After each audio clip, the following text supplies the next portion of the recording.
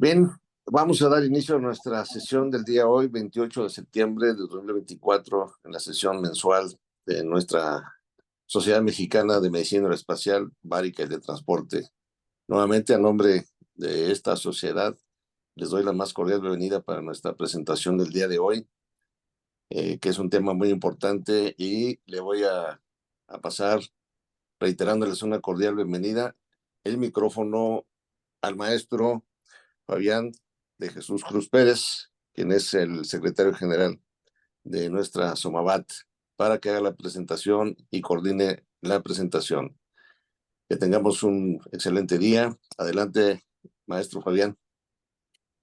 Muy buenos días a todos. Gracias, Miguel. Pues esperando que tengan un excelente fin de semana. Les agradecemos su participación el día de hoy.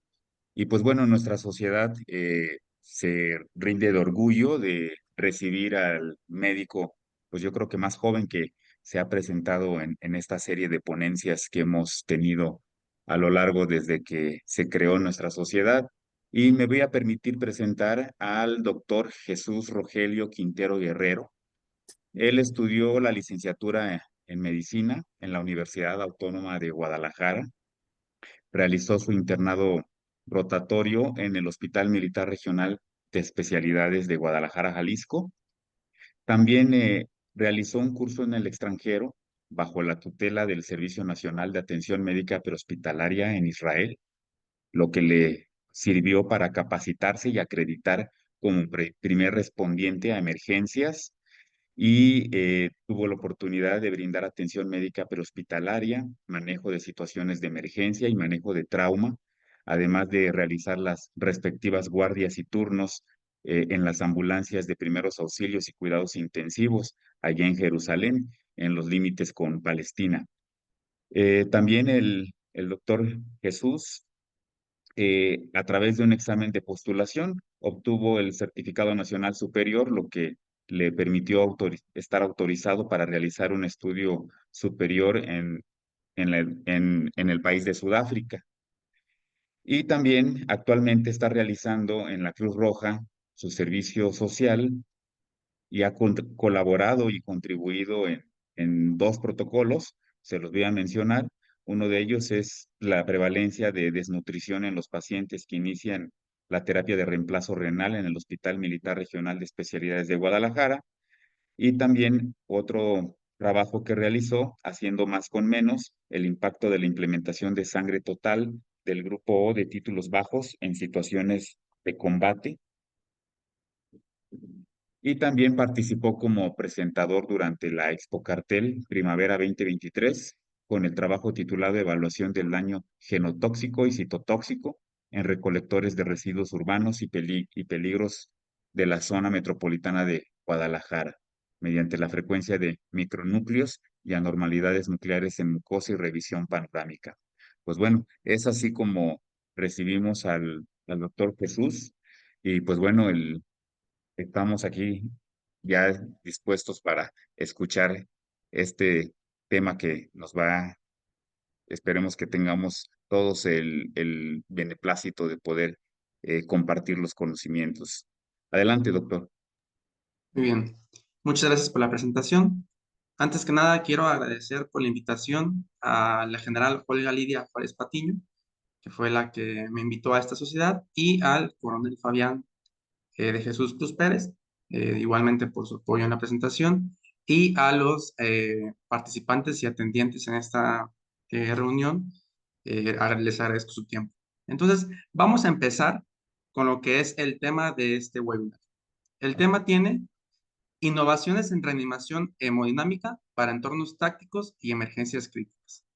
Mis asesores que me han acompañado durante el transcurso del proceso de este trabajo es el teniente coronel médico cirujano retirado Horacio Sosa Corrales, el cual es el médico adscrito de Banco de Sangre en el Hospital Militar Regional de Especialidades de Guadalajara, Jalisco, y el mayor médico cirujano Juan Francisco Hernández López, médico adscrito del Hospital Regional de Especialidades de Guadalajara, Jalisco. Bien, entonces vamos a dar inicio a este webinar. Antes que nada, me gustaría mencionar una frase célebre que mencionó el coronel Ralph Puckett.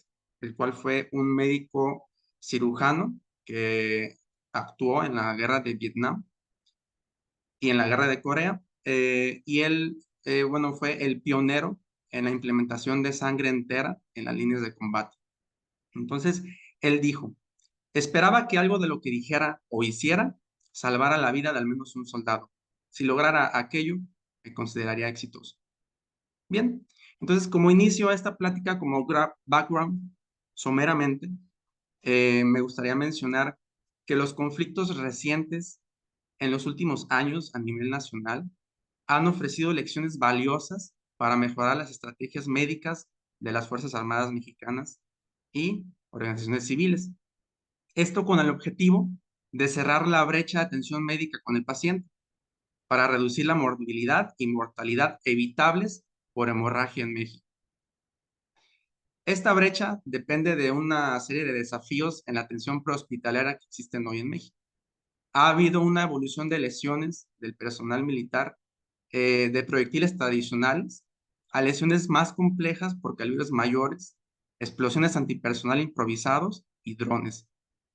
De aquí surge la necesidad de buscar un performance en la reanimación durante la evacuación médica del paciente, ya sea terrestre o vía aérea, y la reanimación en las unidades de sanidad correspondientes.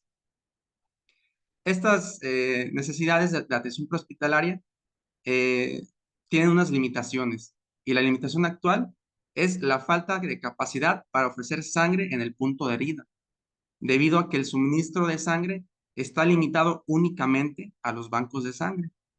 Por esto, que la solución propuesta en este webinar consta de dos partes. Primero, poder simplificar transfusiones sanguíneas. Y segundo, poder almacenar remotamente hemocomponentes para así reducir tiempos, reducir costos y salvar vidas que en su situación pudieran haberse perdido. Entonces, vamos a empezar con la primera parte de este webinar, que es el simplificar transfusiones. Según la Asociación Mexicana de Medicina Transfusional, este es el fluido de reanimación que se aplica hoy en México y el fluido de elección, que se le conoce como terapia de componente, que es la administración de una relación de 1:1 de plasma, plaquetas y concentrado eritrocitario. Su almacenamiento es un poco complejo, ya que cada hemocomponente tiene su propio sistema individualizado de almacenamiento, siendo el plasma almacenado un máximo de 12 meses a una temperatura de menos 30 grados centígrados, el concentrado eritrocitario en refrigeración hasta 35 días en una temperatura de entre 2 y 6 grados centígrados, y las plaquetas siendo almacenadas a un máximo de 7 días en agitación a una temperatura ambiente. Bien, puede parecer razonable suponer que la transfusión de una unidad de glóbulos rojos, plasma y plaquetas, o sea, la terapia de componente, es funcional y volumétricamente equivalente para reponer lo perdido.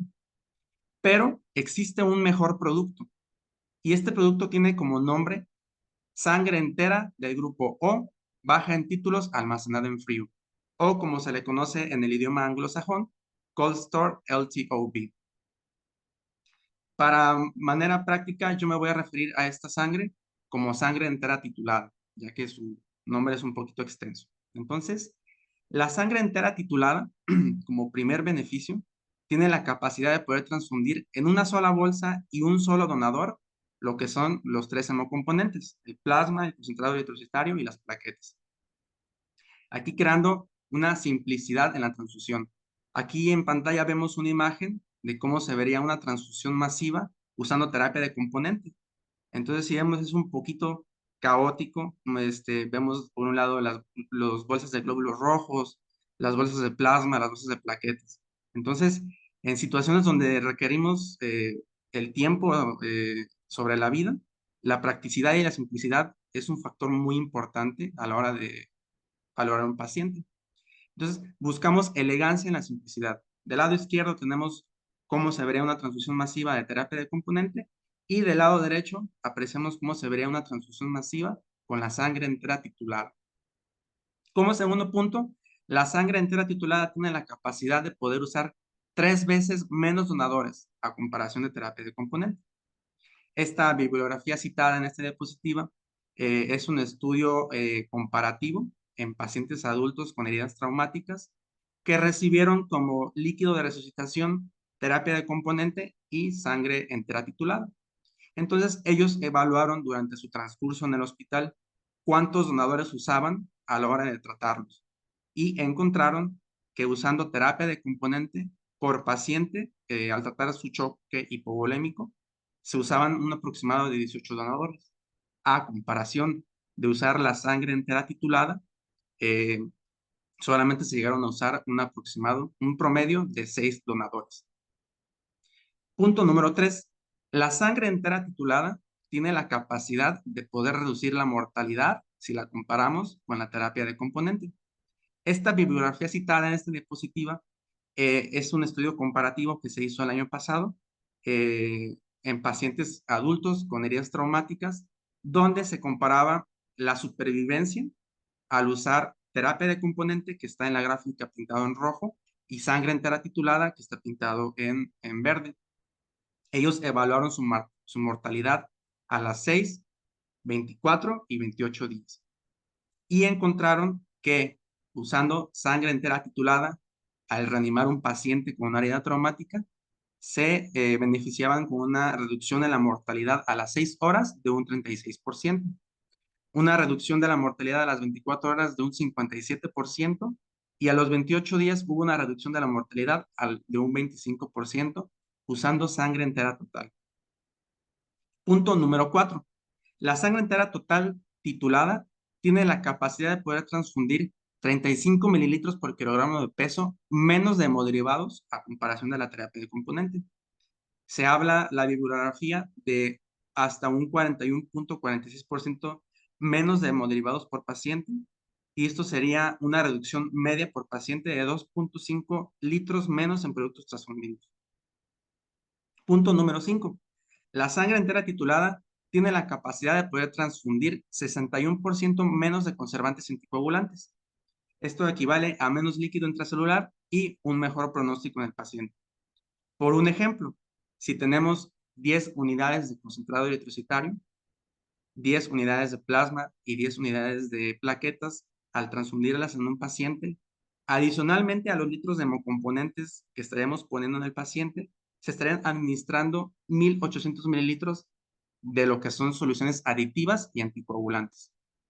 A comparación de la sangre entera titulada, transfundir 10 unidades, se estarían adicionalmente a los hemocomponentes solamente añadiendo al paciente 700 mililitros de solución anticoagulante.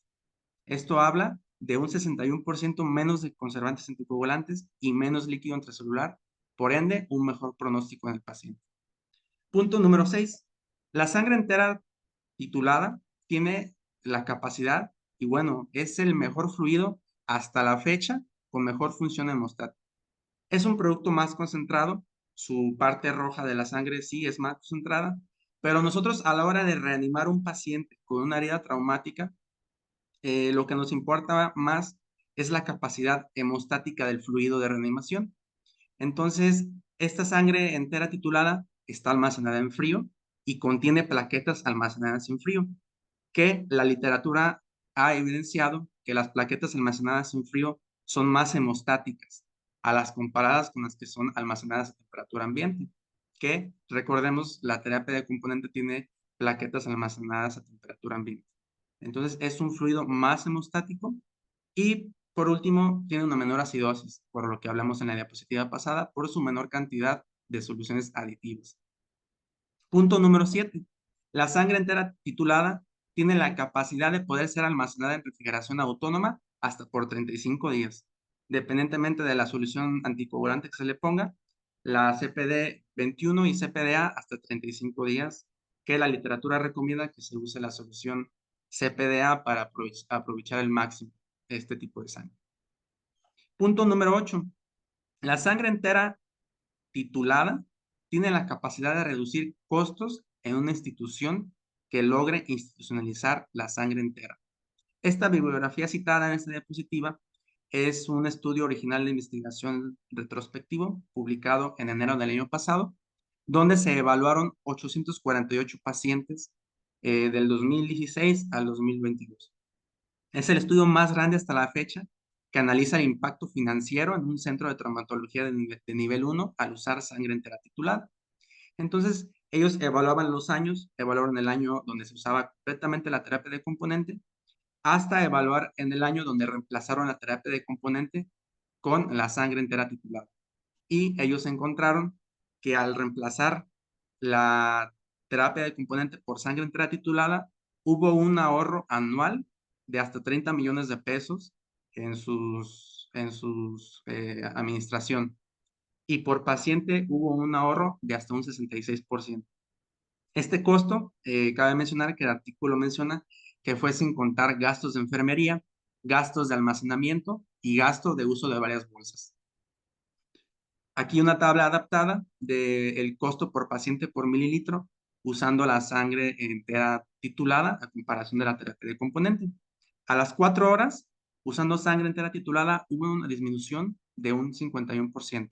A las 24 horas, hubo una disminución de un 78%, siendo un total de costo por paciente por mililitro de una disminución de un 75%. Esa es una cifra muy impactante. Ahora, costo por paciente, a las 4 horas hubo una disminución de un 32%. A las 24 horas hubo una disminución de un 69%, siendo un total de costo por paciente al usar sangre entera titulada de una disminución de un 66%, de acuerdo a la literatura consultada. Y bueno, se preguntarán, ¿qué es la sangre entera titulada? ¿Por qué no se usa actualmente en México? ¿De dónde salió? ¿Qué significa? Bueno, vamos a empezar por partes. Se le llama sangre entera del grupo O porque es obtenida exclusivamente de individuos con el grupo sanguíneo O y deben de ser de bajos títulos. Adelante vamos a explicar lo que significa y vamos a empezar a tocar el tema de por qué este artículo que yo cité habla de que la sangre entera titulada es un renacimiento moderno. ¿Por qué? Porque este tipo de sangre ya se usaba en la Segunda Guerra Mundial, en la Guerra de Vietnam y en la Guerra de Corea.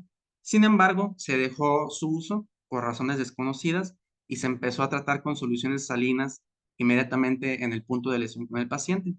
Entonces, este artículo y varios autores han comentado que es un renacimiento de volver a usar esta tecnología. Entonces, recordemos que los donadores son específicamente del tipo sanguíneo del grupo O. El grupo O, como sabemos, es el donador universal, ya que este se beneficia de no tener antígenos contra el tipo de sangre A ni el tipo de sangre B, pues en la sangre. Entonces, es un donador universal, sí se separa con sus eritrocitos. Sin embargo, aquí tenemos que es una sangre entera.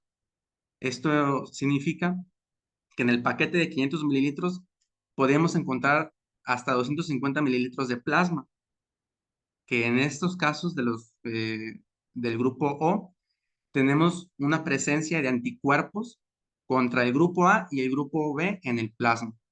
Entonces, al momento de transfundir a un paciente, estaremos transfundiendo plasma incompatible, estamos de acuerdo. Sin embargo, buscamos que esa titulación de anticuerpos no sobrepase del umbral predefinido para asegurar que no haya reacciones transfusionales y asegurar su uso 100% seguro. Entonces, una unidad de sangre entera del grupo O que tiene títulos anti-A y anti-B por debajo del umbral se conoce como una unidad LTOWB.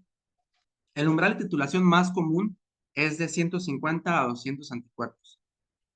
Cuando se empezó su uso nuevamente por ahí del 2018, según la bibliografía, ellos usaban una titulación muy conservadora de 50 títulos. Sin embargo, a la medida que han avanzado los años y la evidencia científica, se han dado el beneficio de poder aumentar un poco más el umbral de titulación, siendo 100% segura. Y en los últimos meses se ha evidenciado que una titulación de hasta 256 es segura en pacientes con hemorragia grave.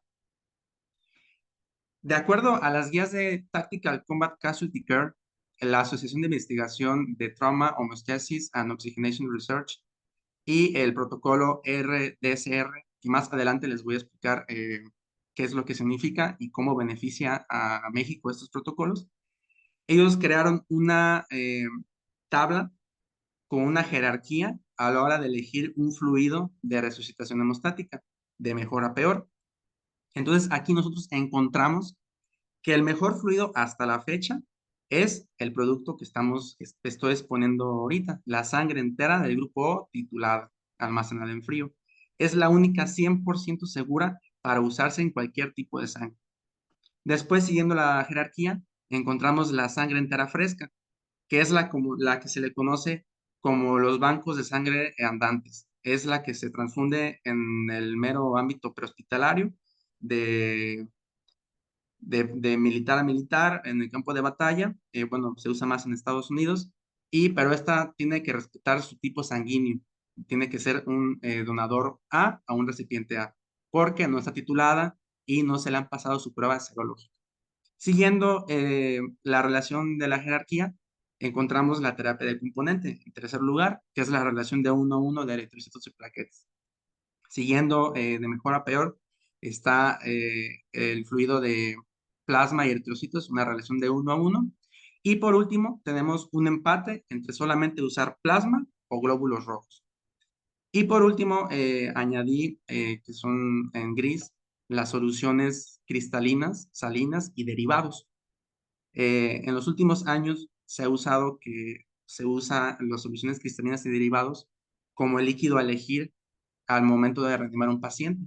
Sin embargo, hay muchos estudios y a continuación, más adelante en la plática, voy a especificar por qué los líquidos salinos y derivados no pueden ser sustitutivos del líquido de reanimación. No debe de pasar de medio litro y no debe de pasar de más de media hora de usar líquidos salinos, porque ya estamos afectando la morbilidad y la mortalidad del paciente. Ese tema lo voy a tocar un poquito más adelante. ¿Cuál es la evidencia reciente del uso de este tipo de sangre? Y hay mucha evidencia. Yo, bueno, coleccioné en una tabla los artículos que yo considero importantes exponerles en esta plática. Los ordené de orden cronológico para ir viendo más o menos cómo fue su evolución histórica. El primer artículo que me gustaría mencionar es un estudio que se publicó en abril de 2009. Fue un estudio comparativo de 354 pacientes en el ejército de Estados Unidos en sus operaciones en Afganistán. Fue un estudio de comparación de supervivencia de pacientes con lesiones traumáticas relacionadas con el combate usando terapia de componente y sangre entera. Que recordemos que la sangre entera es el segundo líquido de elección para hacer reanimación. Ellos concluyeron, los cirujanos en Afganistán, que la sangre entera fresca se asocia a una mejora en la supervivencia comparada con la terapia de componente. Muy bien. Nos vamos a saltar hasta el año 2020. Fue un artículo complementario de 8 pacientes, donde, bueno, se describe la experiencia temprana con la transfusión de sangre entera titulada en un entorno prehospitalario en Israel. Ellos fueron los pioneros en implementar con éxito un sistema con sangre entera titulada para el tratamiento prehospitalario en evacuación aeromédica civil y militar.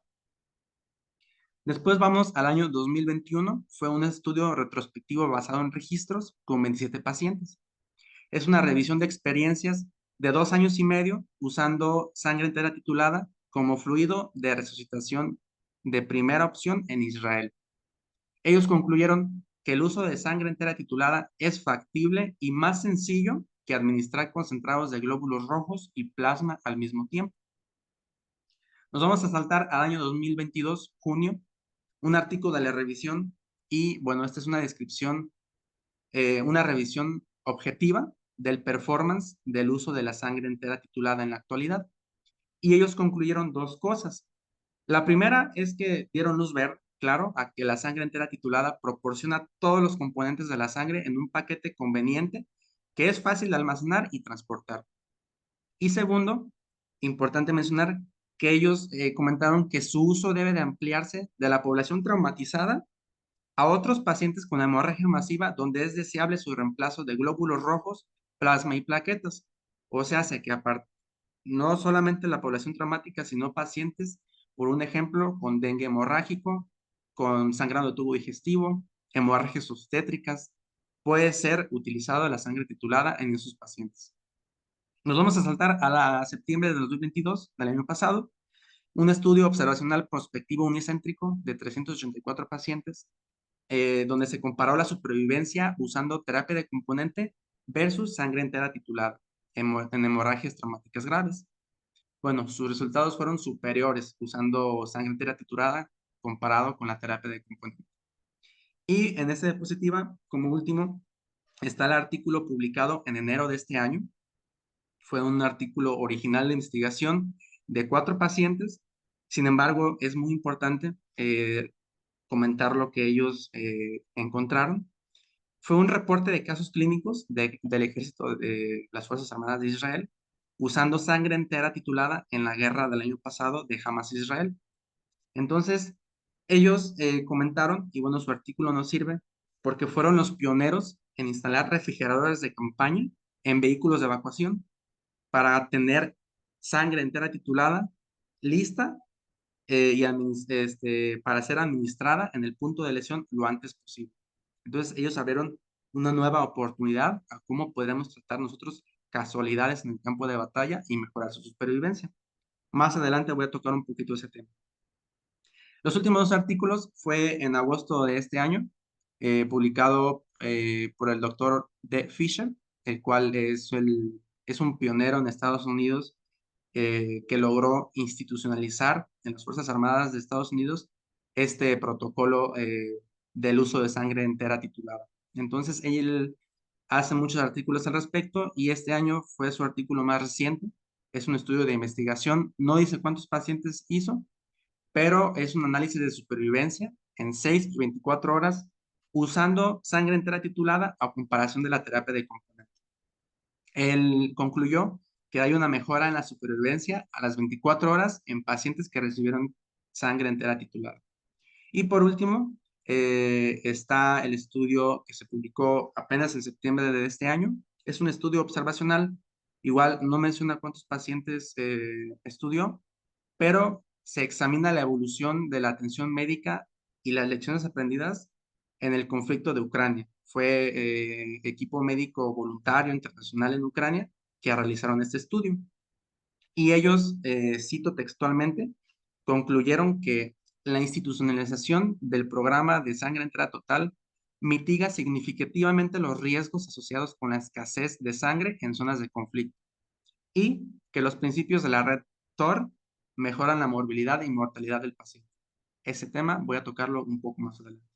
Y bueno, como último, evidencia científica, las guías de Tactical Combat Casualty Care en su nueva actualización en este año, en junio, el 25 de junio de este año, en su sección de líquidos de resucitación, en el apartado 2, como líquido de reanimación de elección para víctimas de shock hemorrágico, como primera opción para elegir el líquido más preferido, ahí aparece la sangre total de bajo título o almacenada en frío. Entonces, en resumen, la sangre entera del grupo baja en títulos, almacenada en frío, o como se conoce en el idioma anglosajón, LTOWB, es 100% seguro para su uso en cualquier tipo de sangre. Es obtenido exclusivamente de donadores del grupo sanguíneo tipo O y es una sangre titulada. Entendemos sangre titulada que es baja en títulos anti-A y anti-B en plasma para evitar alguna reacción transfusional que sería una hemólisis. Es usada actualmente en el Ejército y Población Civil de Estados Unidos, Israel, Ucrania, Suiza y Noruega. Y ahí va, puede ser almacenada remotamente a un máximo de 35 días a una temperatura de 6 grados centígrados. Voy a tocar más adelante ese tema. El centro de gravedad para lograr titular sangre, ya que actualmente en México no se titula sangre, no se titulan anticuerpos para medir cuántos anticuerpos hay en el plasma contra el tipo sanguíneo A y B. Entonces, la literatura nos da 2 opciones. El primero, conseguir una tecnología, es una máquina que se llama Sistema de Microplaca Automático PK7300, en la cual ellos se basaron para titular su sangre. Y la opción 2 que es la manera manual, un poco más tardada, pero más baja en costos, es hacerlo manual. Entonces, rápidamente explicar cómo se hace. Se prepara una dilución del plasma del donador, se hacen 2 tubos y se diluye. Se hacen diluciones seriadas utilizando solución salina al 0.9. Después de esas diluciones, se mezcla con glóbulos rojos. Aquí se tendrían que hacer un reactivo aprobado por la FDA para los tipos sanguíneos A y B. Esta mezcla se incuba a temperatura ambiente durante 15 minutos. Siguiendo el punto número 3, para titular sangre, es la centrifugación. Después de la incubación, la mezcla se centrifuga para separar los componentes y se pasa al cuarto punto, que es la medición de la aglutinación. Se mide la aglutinación directa que ocurre inmediatamente después de la centrifugación y el título se registra como el inverso de la mayor dilución que produce la aglutinación macroscópica. Y al final, como último punto, pues se clasifica. Ambos anticuerpos anti-A y anti-B deben de ser menores a 256. Si son menores a 256, el donador es apto para ofrecer sangre entera total y que sea un donador 100% seguro. Bien, y como último punto, noveno punto, la sangre entera titulada tiene la capacidad de poder ser almacenada en un solo modo de almacenamiento. Menos infraestructura y más fácil de transportar. Esto nos abre las puertas a la segunda parte de esta plática, que sería, bueno, primero que las Fuerzas Armadas Mexicanas y que México tenga la capacidad de poder almacenar remotamente hemocomponentes. Esto podría beneficiar y ser punta de lanza en poder transfundir sangre en cualquier parte y lugar de la República Mexicana, ya sea en la selva, en el desierto, en terreno con nieve, en vehículos terrestres blindados, en vehículos terrestres de evacuación médica, en vehículos de ala rotativa de evacuación médica, vehículos de aeronaves, buques navales, equipos tácticos terrestres que tengan capacidad para ofrecer atención médica avanzada. En cualquier parte y lugar se va a poder transfundir sangre y sin requerir fuente de luz, con una autonomía de batería recargable de hasta 4 días con una sola recarga. El centro de gravedad para lograr esto y lo que han evidenciado y recomendado las bibliografías que yo cité es proveer de una tecnología, un refrigerador portátil autónomo, que en este caso especifican exclusivamente este refrigerador, que se llama APRU, de 6 litros, y está avalado y usado actualmente por el Estado de Israel, el ejército, el Estado de Estados Unidos, y está aprobado por la FDA. Tiene un precio de 260 pesos mexicanos, está fabricado por Delta Development Team en Tucson, Arizona. Es resistente a la intemperie, al agua, al polvo y a los golpes. Pesa hasta 15 kilos, cargado con 6 unidades de sangre y puede ser cargado en vehículos con la corriente normal de 110 voltios o 12 voltios. Sin requerir fuente de luz permanente, tiene una autonomía de 95 horas o 4 días con una sola recarga. Y su batería se recarga en 4 horas y se puede recargar mientras se mantiene la temperatura del componente, para que en ningún momento nosotros tengamos que interrumpir la refrigeración del hemocomponente. Está autorizado para su uso en helicóptero, específicamente para los helicópteros UH-60L, UH-HH-60M y UH-60B, que se les conoce como Black Hawks. Y bueno, cumple los requerimientos para cualquier otro tipo de helicópteros. Tiene modo silencio y modo noche, previene la interferencia con visión nocturna infrarroja para preservar el ocultamiento. Y bueno, aquí junté algunas imágenes que han compartido la comunidad, ya se hace de Israel, Estados Unidos y de Ucrania. Y bueno, podemos apreciar que en el campo de batalla se puede aquí tener un refrigerador con hemocomponentes. Aquí a la derecha podemos ver cómo se aprecia ya el traslado de helicóptero con la presencia del refrigerador. Bueno, el operador selecciona la temperatura que quiere mantener y el refrigerador se encarga de mantenerla en la temperatura cueste lo que cueste. Tiene mochilas para cargarlas con el personal, puede ser cargada en cualquier tipo de vehículo, es práctica, es muy compacto. Esta foto de la izquierda lo compartieron el equipo médico de Ucrania, donde se les donó una serie de refrigeradores y pues bueno, ahorita está salvando vidas en Ucrania esta capacidad de poder transfundir sangre en el punto de herida. Y bueno, también puede ser cargada como mochila. Tiene ahí también sus equipamientos extras. Esta imagen de la izquierda también lo compartieron las fuerzas médicas de Ucrania en un caso de ejemplo donde ellos tuvieron una casualidad y gracias a la tecnología de tener sangre en el punto de herida, ellos pudieron empezar la reanimación hemodinámica con sangre en el trayecto del traslado terrestre del paciente a su unidad correspondiente de primero o segundo nivel. Y bueno, ahí a la derecha es como se vería en el punto de lesión el refrigerador ahí presente. La realidad, México presenta una realidad diferente. Cuando hay casos aislados, casualidades, se dependen de terceros. Y esto equivale que a veces hayan pronósticos inciertos y variables.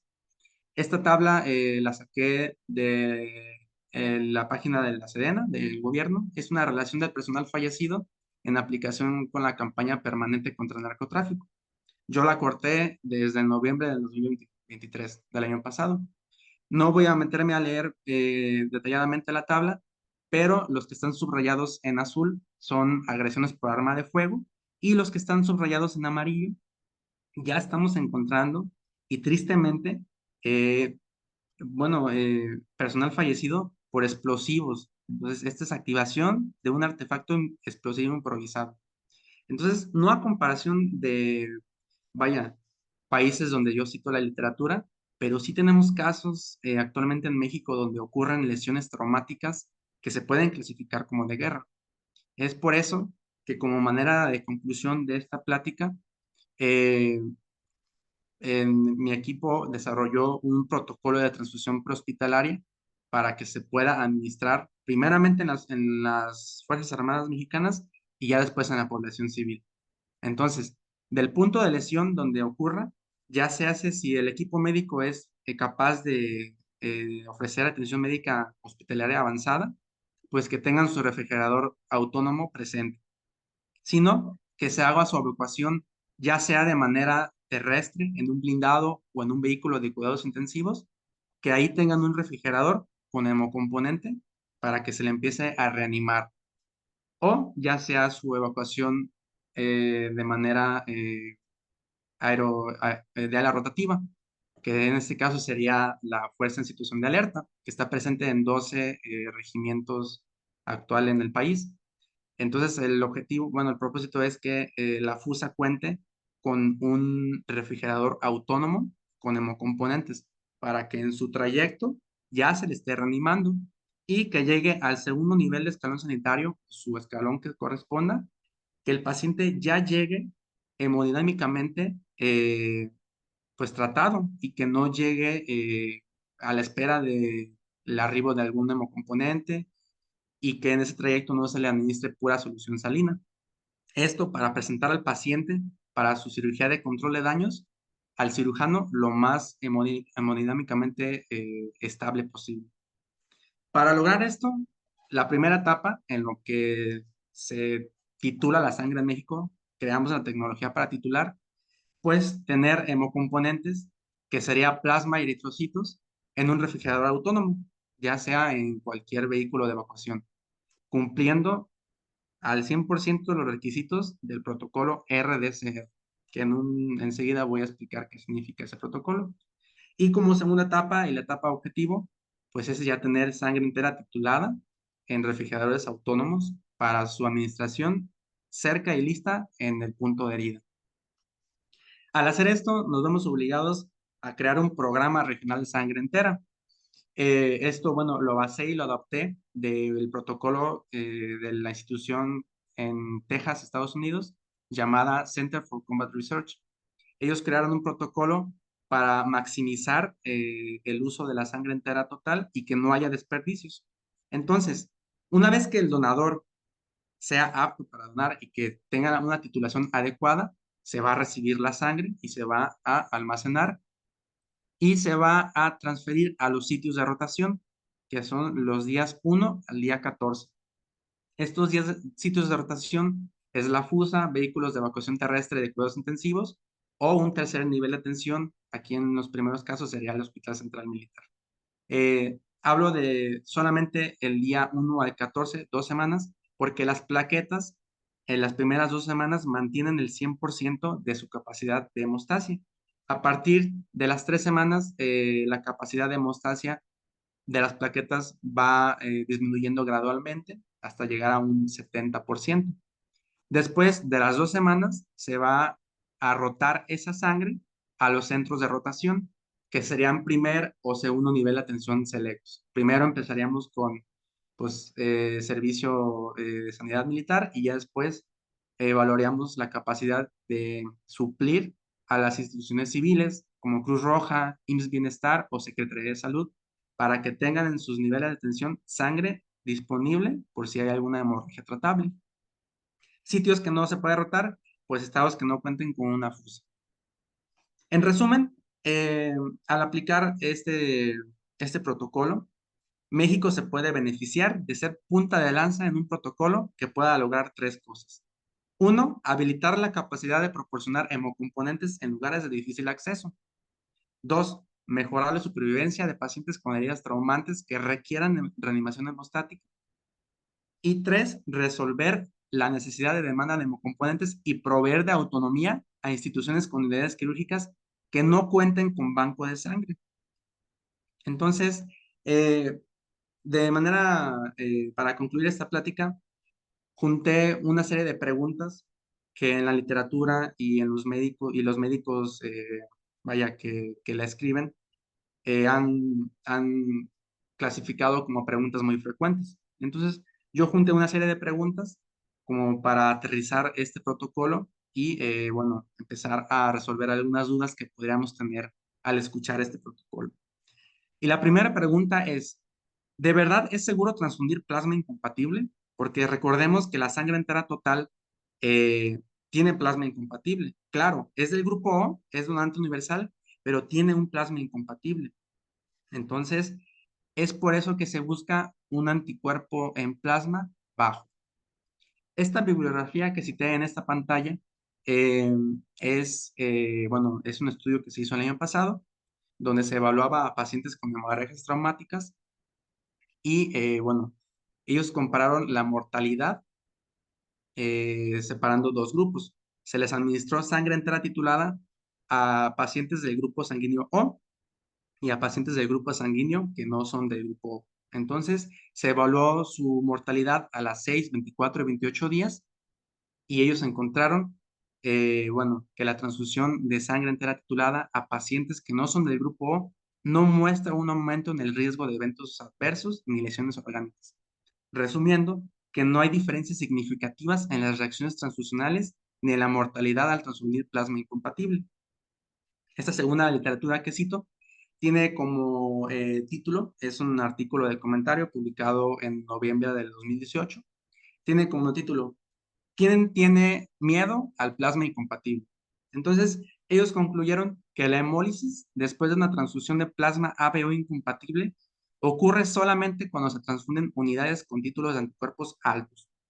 Si respetamos el límite de anticuerpos, estamos en un campo de 100% de seguridad. Ahora, siguiente pregunta. ¿Cuál es la incidencia de reacciones hemolíticas transfundiendo plasma incompatible?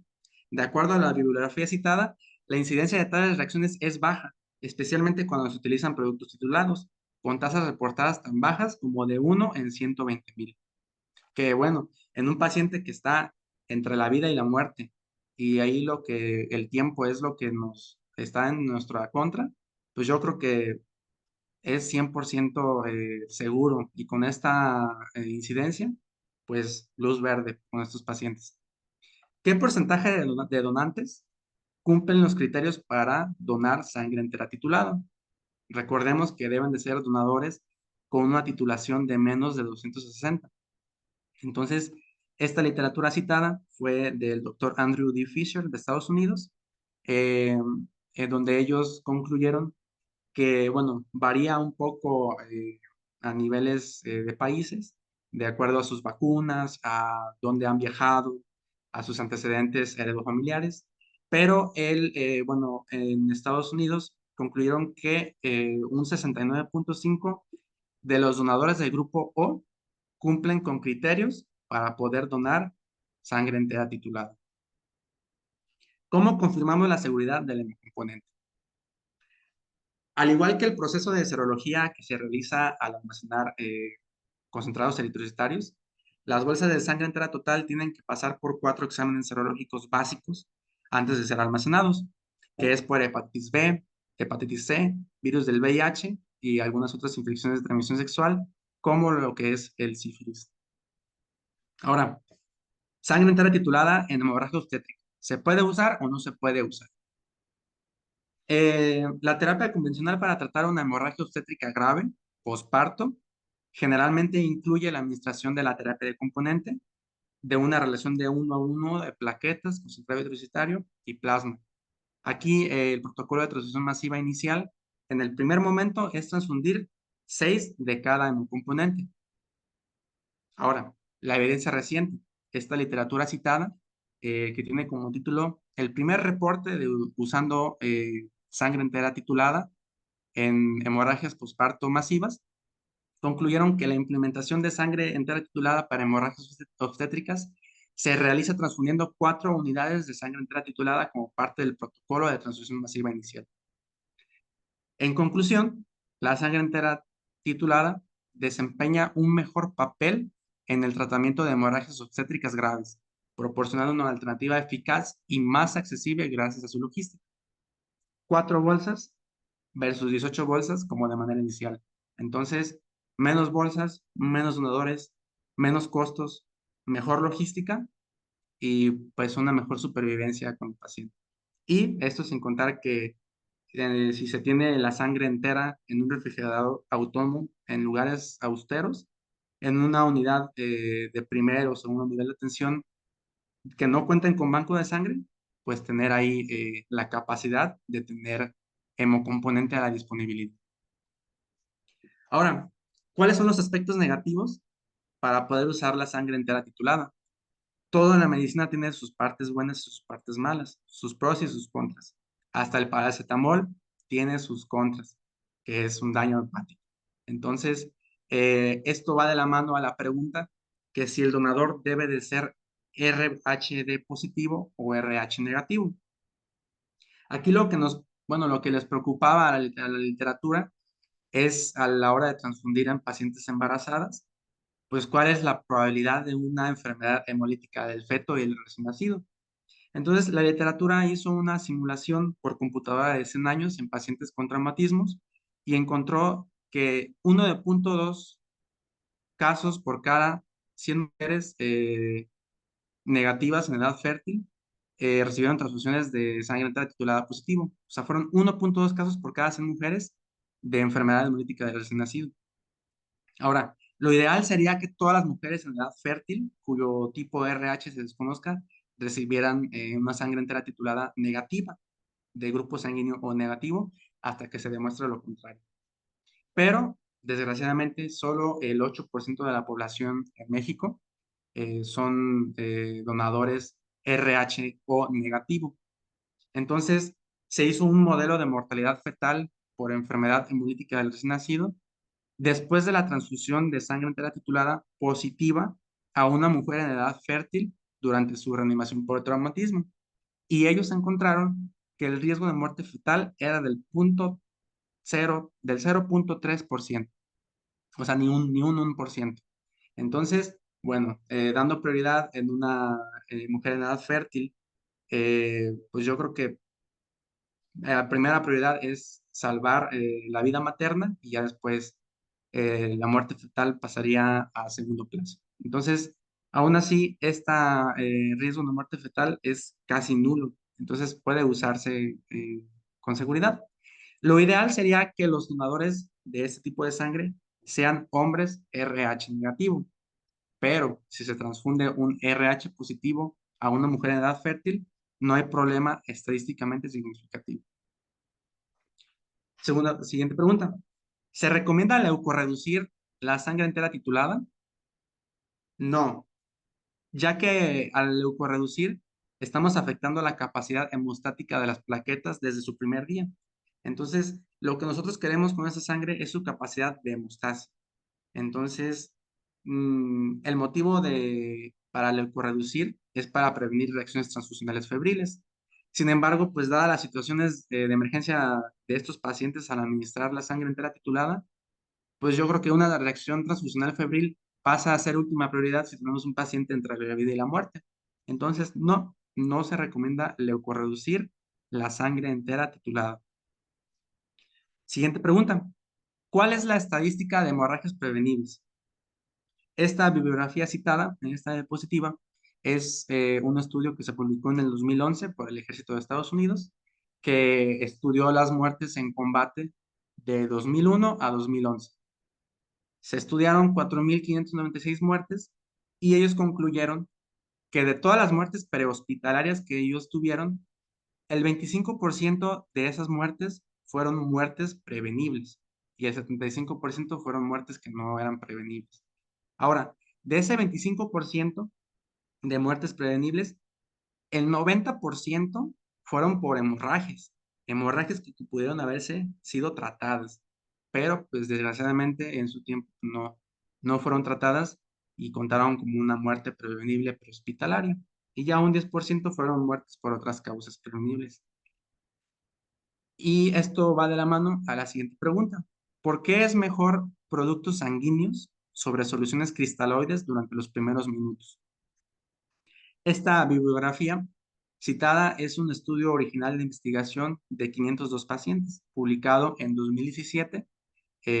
Médicos cirujanos de Afganistán evaluaron las casualidades de combate en campo de batalla.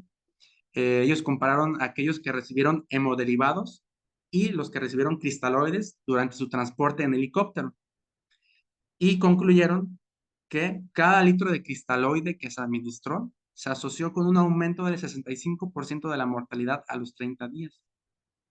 Esta segunda bibliografía de esta diapositiva es una revisión sistemática publicada en el año 2020, donde se comparaban los efectos de tratamiento prehospitalario en pacientes con choque hipovolémico y concluyeron que la administración de glóbulos rojos dentro de los primeros 30 minutos a la lesión mejoró la supervivencia a las 24 y a los 30 días en comparación con los pacientes que no recibieron ningún producto sanguíneo o, que muy importante, que los recibieron más tarde en la reanimación.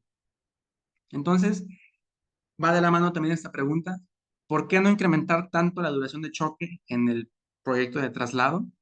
¿Y cuándo es el tiempo ideal para nosotros administrar hemocomponentes? Y aquí vamos a hacer la introducción a lo que es el protocolo RDSR, que por sus siglas en inglés significa Protocolo de Resucitación de Control de Daños Remoto. Pequeña historia antes de introducir. En 1993, la mayor batalla terrestre desde Vietnam tuvo lugar en Mogadiscio, Somalia. De ahí la famosa película, no sé si ustedes la han visto, la de la caída del halcón negro. De ahí nació las guías de Tactical Combat Casualty Care, que ellas tenían como misión tres cosas: tratar a la víctima, evitar más víctimas y completar la misión. Y estas guías tratan las principales causas de muertes en combate evitables, que son hemorragia en extremidades, neumotórax a tensión y obstrucción en la vía aérea. Ahora, en el año 2007 a 2016 se crearon, de acuerdo a las guías de Tactical Combat Casualty Care, los principios de reanimación para el control de daños, o por sus siglas en inglés, el protocolo DCR. Holcomb y sus colegas establecieron que el protocolo DCR aborda la triada letal inmediatamente después del ingreso a su hospital de combate. O sea, ellos trataban a los heridos ya en el hospital. Y sus tres principios eran el control de hemorragia compresible, el control quirúrgico rápido del sangrado y una reanimación hemostática. O se hace un uso temprano de hemocomponentes equilibrados.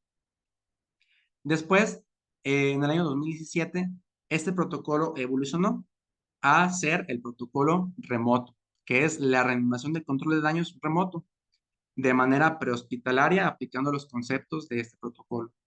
Este término fue publicado por primera vez por Gerald y sus colegas del Instituto de Investigación Quirúrgica del Ejército de Estados Unidos en 2017 y ha sido promovido últimamente por la red TOR. Y esta red TOR ha servido de mucha utilidad, por ejemplo, al conflicto que está pasando ahorita en Ucrania y el conflicto de Medio Oriente, pues han dado instrucciones a cómo tratar casualidades en el campo de batalla y hacer su evacuación médica con la mejor supervivencia del paciente posible. Entonces, el protocolo a la R habla de remoto, que es la fase de reanimación prehospitalaria. La DC, de control de daños. Ellos dicen textualmente, primero hacer solo las cosas esenciales para mantener el barco a flote.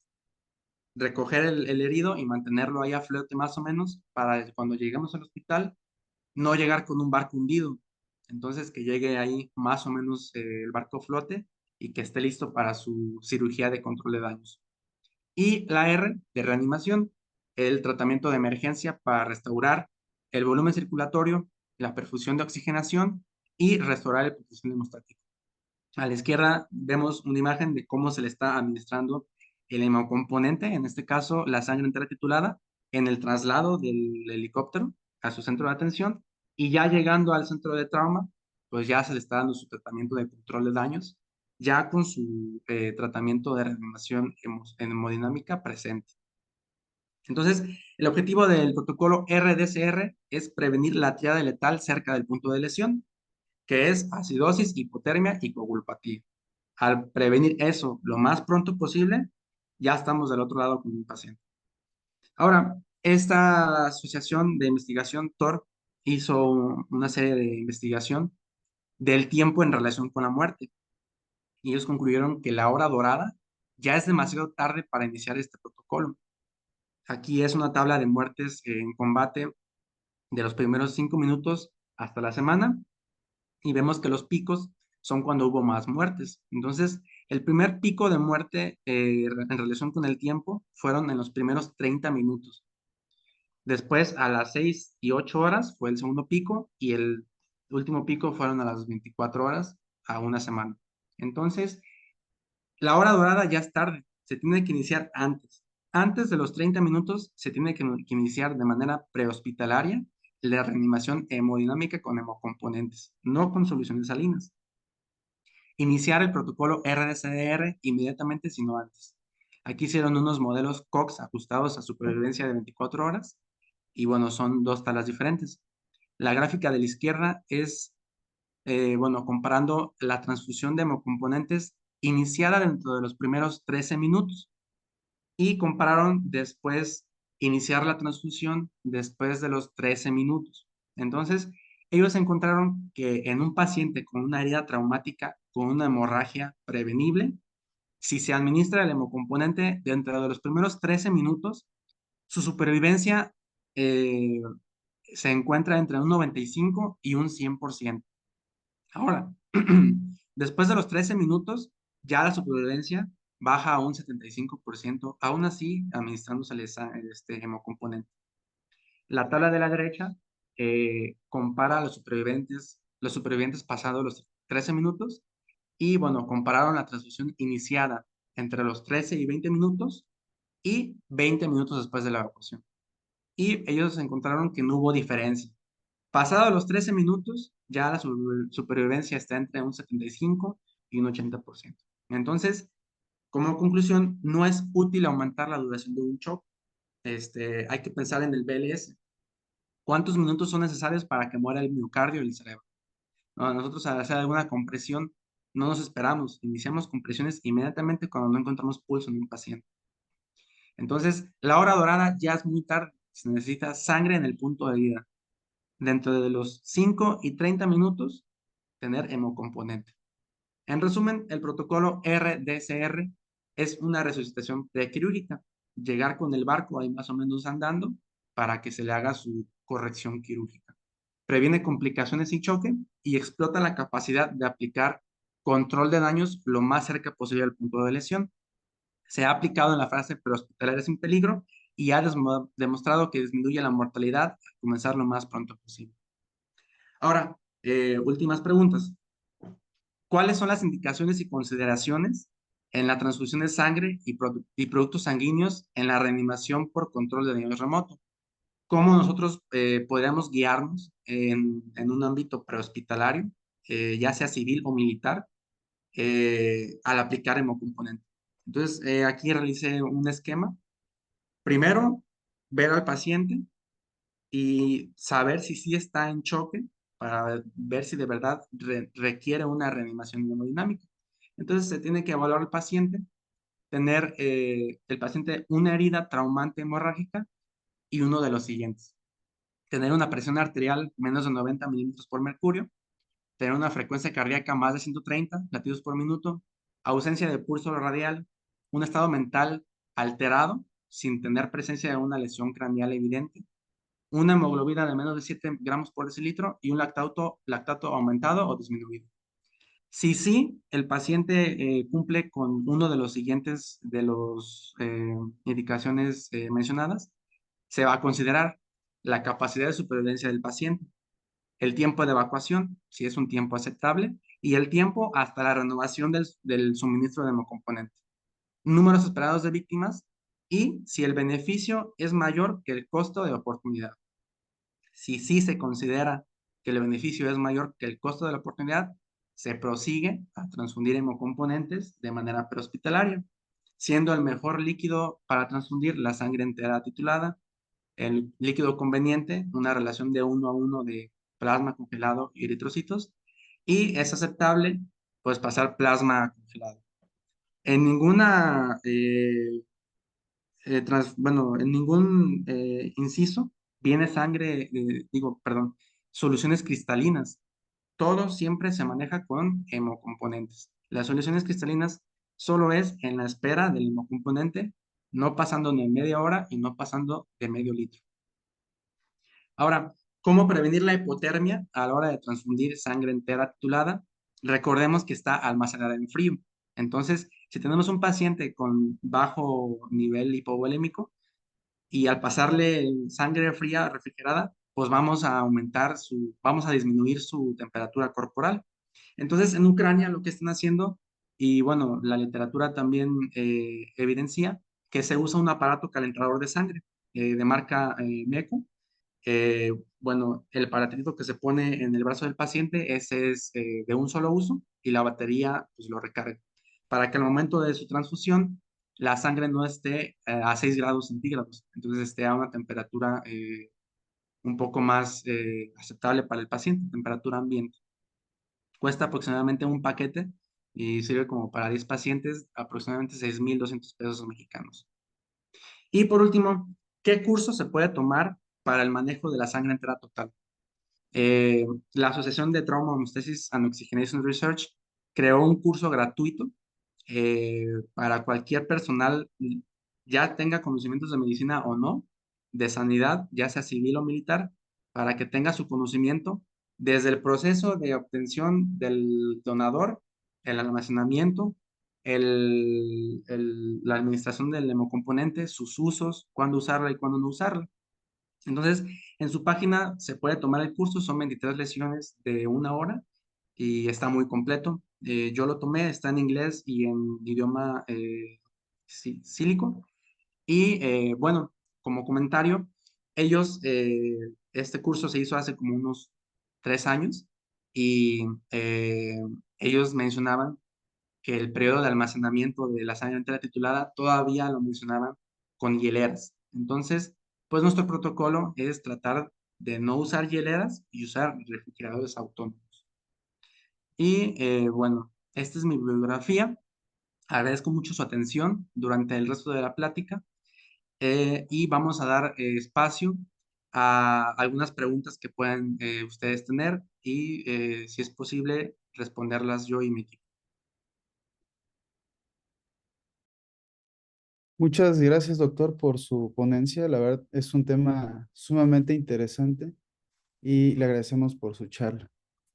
El doctor Lozada, tiene la mano levantada. Si gusta, le damos el uso de la palabra.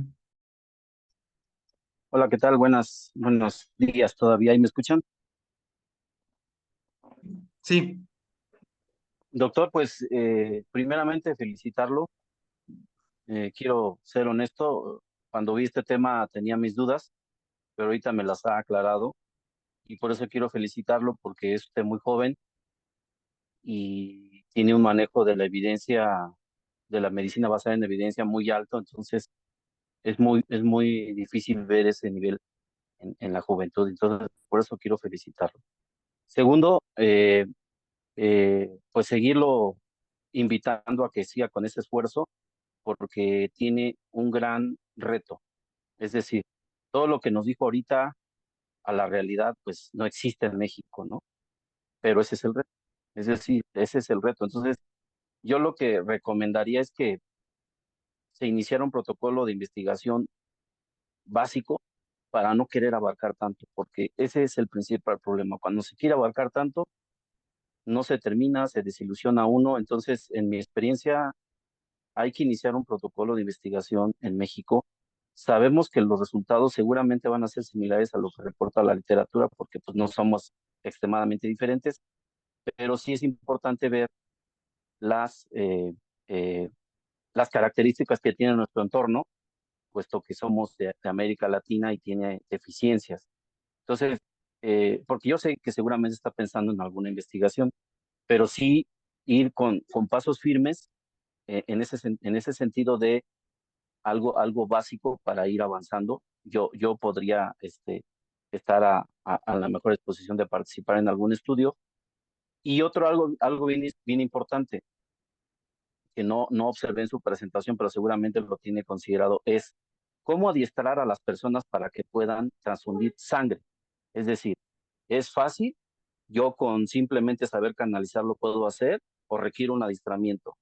Usted mencionó que que se puede tomar un curso, pero eh, creo que lo mejor es practicar verdaderamente con pacientes.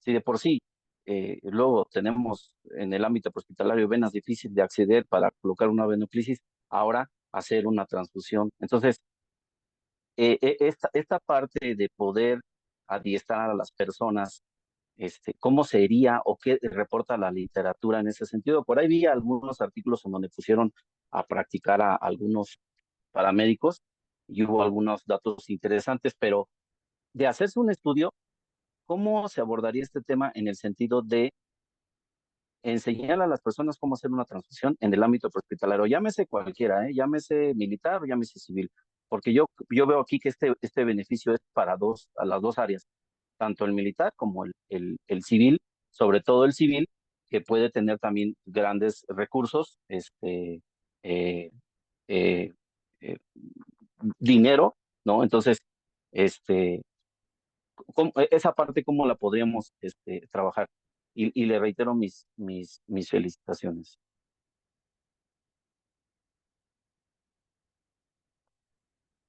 Bueno, muchas gracias, doctor, por sus felicitaciones y comentarios.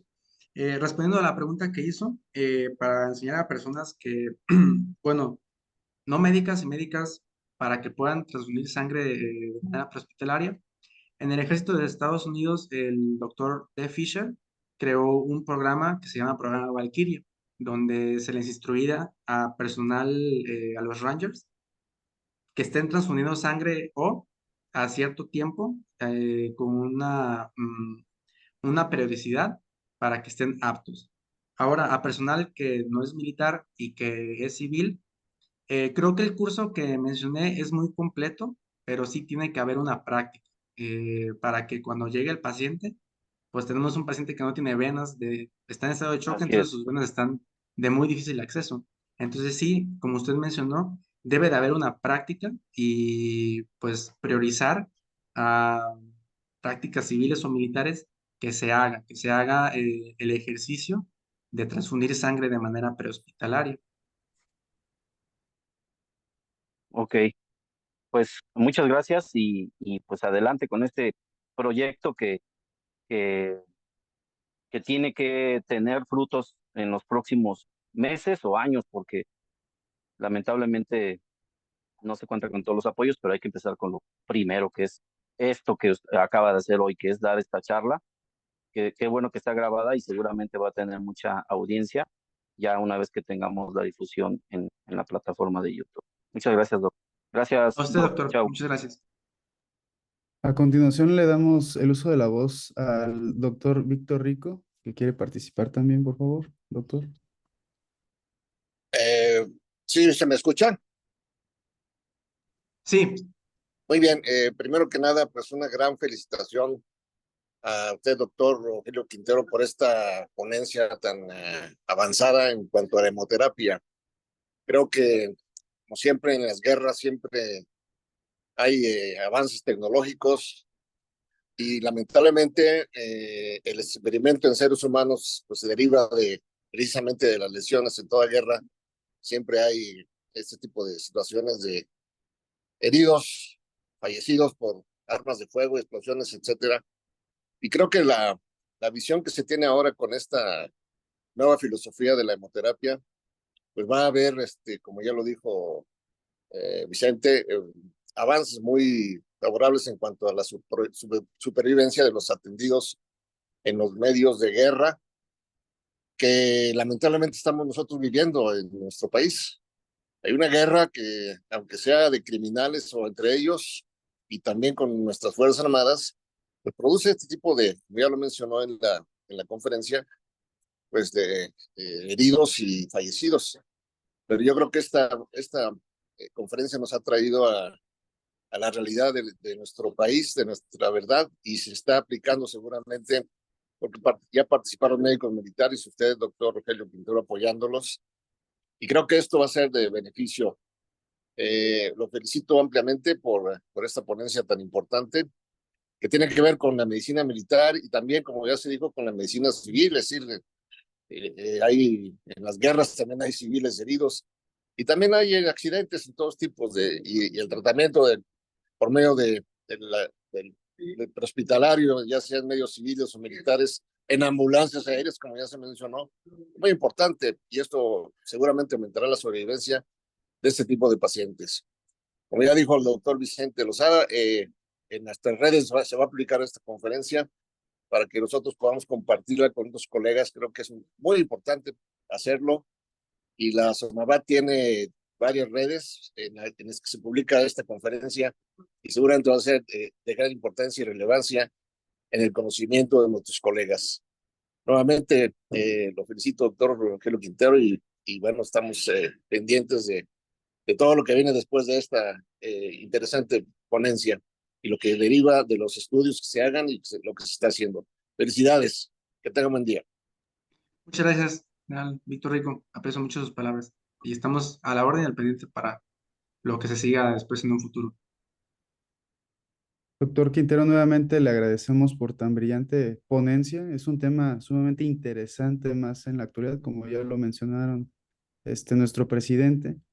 Y a continuación tenemos un par de preguntas que tiene el público para usted. La primera pregunta establece cuál es el porcentaje de pacientes que presentan TRALI. El TRALI es la lesión pulmonar aguda producida por transfusión en aquellos que reciben sangre entera titulada, doctor. Bien, la literatura, bueno, que yo cité, específicamente un porcentaje no decía, pero bueno, es un ámbito en el que podemos estudiar más. Habla de ser menor a la transfusión de terapia de componente, pero sí, esa pregunta tendríamos que explorarla un poco más. La verdad desconozco cuál es el porcentaje de TRAL. Sin embargo, mencionaba que era menor al que usar terapia de componente. Sí, fallo con esa pregunta. No tengo el porcentaje exacto, pero sería un tema a mejorar en este protocolo. Gracias, doctor. Tenemos la segunda pregunta, en donde establecen por qué menciona usted que se prefieren los helicópteros UH y cuál es la diferencia si se emplea con otro tipo de aeronaves de ala rotativa o cuáles serían las contraindicaciones de este tipo de sangre. Bueno, cuando estaba revisando las características del refrigerador autónomo portable y la literatura del estudio publicado por el Ejército de Israel, este año, en enero, pues sus helicópteros, los que ellos tenían a la hora de hacer una evacuación aeromédica, pues eran los helicópteros Black Hawk. Entonces, pues manera comercial, la empresa de Delta Development especificó que el uso en helicópteros tipo Black Hawk es 100% seguro. Sin embargo, por poner un ejemplo, la Cruz Roja de Israel, que es Magen David Adom, no tiene helicópteros tipo Black Hawk en su evacuación aeromédica. Tienen otro tipo de helicópteros un poco más pequeños. Sin embargo, está autorizado 100% para uso en cualquier tipo de helicópteros y en su carga convencional de batería en cualquier tipo de helicópteros. Es por eso esa especificación, porque más que nada el personal, bueno, las agencias militares internacionales de Ucrania y Estados Unidos, pues usan ese tipo de helicópteros de Black Hawk.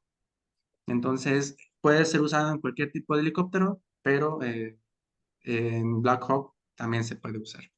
Espero responder tu pregunta. Sí, muchas gracias, doctor. Bueno, creo que nadie más por ahí colocó alguna otra pregunta.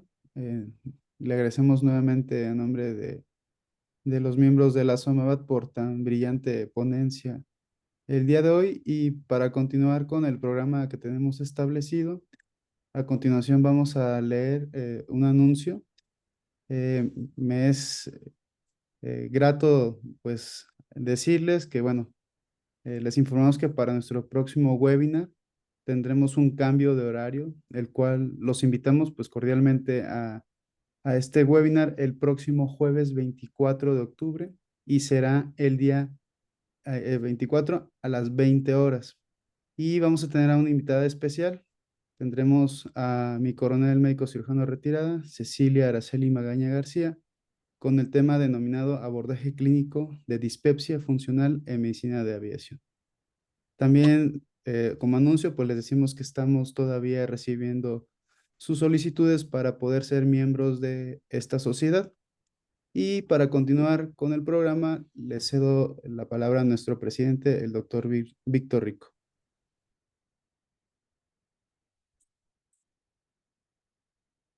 Sí, bueno, solamente para nuevamente reiterar mi felicitación, agradecerle al maestro Fabián su conducción, la presentación de nuestro ponente Rogelio Quintero, a quien nuevamente felicito.